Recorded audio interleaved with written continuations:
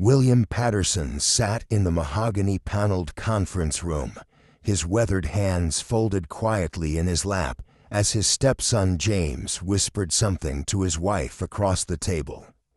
At 62, William had learned to read the subtle language of exclusion, the way conversations died when he entered a room, how family photos somehow never included him, the careful way his late wife Margaret's relatives spoke around him rather than to him. The law office of Morrison and Associates felt more like a theater than a place of business, with everyone playing their predetermined roles. James, 35 and sharp in his expensive suit, had positioned himself at the head of the table like he was already running the show. His wife Jennifer sat beside him, her diamond bracelet catching the afternoon light as she typed something on her phone. Margaret's sister Carol and her husband had claimed seats near James, creating an invisible wall that left William sitting alone on the opposite side. "I'm sure this won't take long," James announced to no one in particular, his voice carrying that practiced confidence of someone who'd never doubted his place in the world. Mom was always practical about these things. William said nothing, though he noticed how James referred to Margaret as Mom now, when for the past 5 years he'd barely acknowledged her existence. The transformation had begun the moment Margaret was diagnosed with cancer. Suddenly, the stepson who'd spent decades treating William like an unwelcome intruder became the devoted child, showing up for doctor appointments and family dinners he'd previously avoided. Attorney Rebecca Morrison entered with a leather briefcase and an expression that revealed nothing.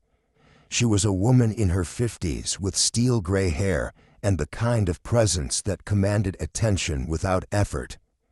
Margaret had chosen her specifically, William remembered, after interviewing several other lawyers. "She understands family complications," Margaret had told him, with that mysterious smile she wore when she was planning something. "Thank you all for coming," Rebecca began, settling behind her desk and opening Margaret's file. "Before we begin, I want to express my condolences again.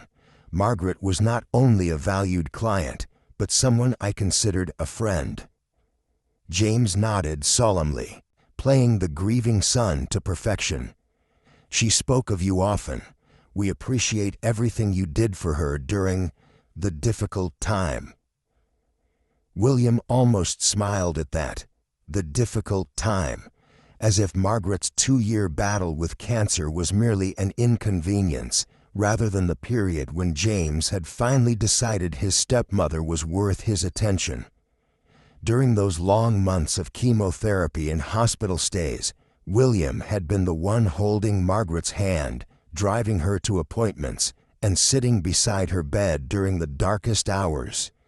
James had shown up for the dramatic moments, the surgery dates, the prognosis meetings, always with flowers and tears that dried suspiciously quickly. Rebecca opened the will, her reading glasses catching the light. "Margaret's will is quite straightforward, though I should mention she updated it several times in the past year.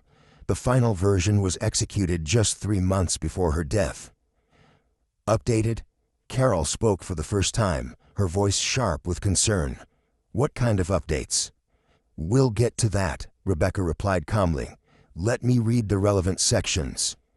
I, Margaret Patterson, being of sound mind and disposing memory, do hereby make my last will and testament." James leaned forward slightly, his confident posture suggesting a man preparing to claim his inheritance. Jennifer stopped typing on her phone, her attention now fully focused on the proceedings. Even Carol and her husband straightened in their chairs, suddenly alert to the potential financial implications. "To my beloved stepson James Morrison, who has shown such devotion to our family in recent years, I leave the sum of $10,000, along with my grandmother's china set and my father's pocket watch, items I hope he will treasure as family heirlooms." The room fell completely silent. William watched James's face cycle through confusion, disbelief, and the beginning of something that looked like panic. $10,000. The number hung in the air like smoke from an explosion. "I'm sorry," James said, his voice carefully controlled. "Did you say 10,000? "Yes," Rebecca confirmed, her tone professionally neutral. Jennifer's phone clattered to the table. "There must be some mistake," Margaret promised James. "There's no mistake," Rebecca interrupted gently but firmly. This will was prepared under Margaret's direct supervision and witnessed by two independent parties. Carol found her voice. "What about the house, the investments? Margaret had substantial assets." Rebecca turned to the next page. "I'm continuing with the bequests. To my sister Carol and her husband Robert, I leave my collection of first edition books and the sum of $15,000, with gratitude for the friendship we maintained despite the distances between us."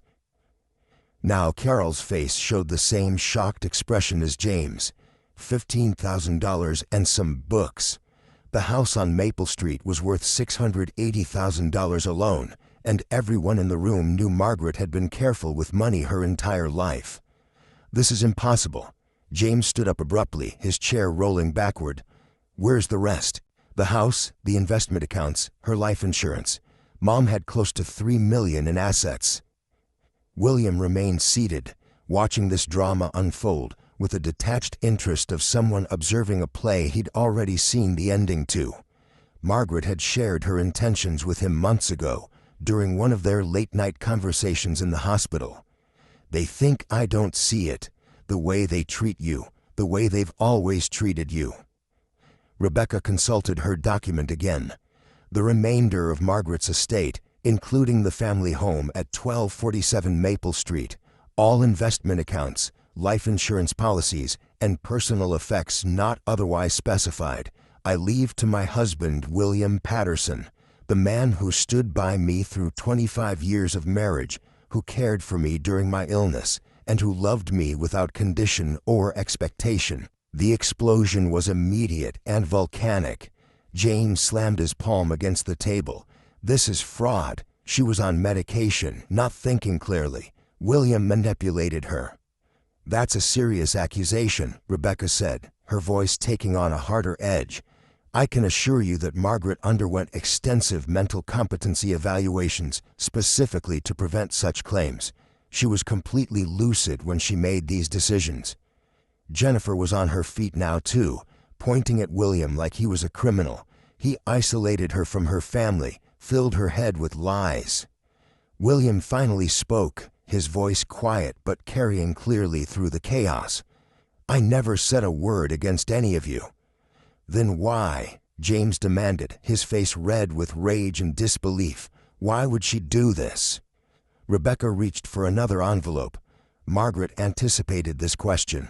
She left a personal message to be read after the will. The room fell silent again, everyone frozen in position like actors waiting for their cue. Rebecca opened the envelope and began reading in Margaret's own words. "My dearest James, if you're hearing this, you're probably wondering how your devoted stepmother could betray you so completely. But the betrayal, my dear boy, was yours, not mine. For 20 years you treated William like he didn't belong in our family. You excluded him from gatherings, ignored his contributions, and made it clear that in your eyes he would never be good enough for your mother." James's face went white. Carol shifted uncomfortably in her seat.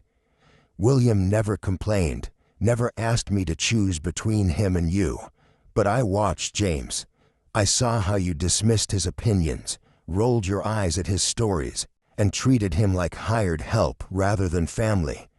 When I got sick, suddenly you remembered you had a stepmother, but you never remembered you had a stepfather." The message continued for several more paragraphs, detailing specific incidents of exclusion and dismissal that Margaret had witnessed over the years. Each example was a small wound, but together they painted a picture of systematic cruelty disguised as family dynamics. William earned this inheritance through 25 years of love, loyalty, and patience. You, my dear James, proved that blood relation means nothing without respect and kindness. Perhaps now you'll understand the difference. When Rebecca finished reading, the office was tomb quiet. James stood frozen, his anger replaced by something that looked like recognition. Jennifer had sunk back into her chair, staring at her hands. William stood slowly, straightened his jacket, and looked at each person in the room. Margaret was the love of my life, he said simply. She saw things I thought she'd missed. I never asked for this, but I won't dishonor her memory by refusing it. 6 months later, William established the Margaret Patterson Foundation, dedicated to supporting cancer research and patient care. The house on Maple Street became a haven for families dealing with serious illness.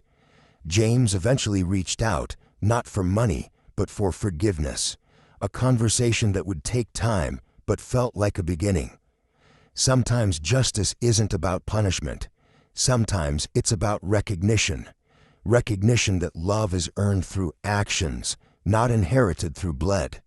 Margaret's final gift wasn't just money, it was the truth, delivered with the precision of someone who'd spent a lifetime watching and understanding the people she loved most.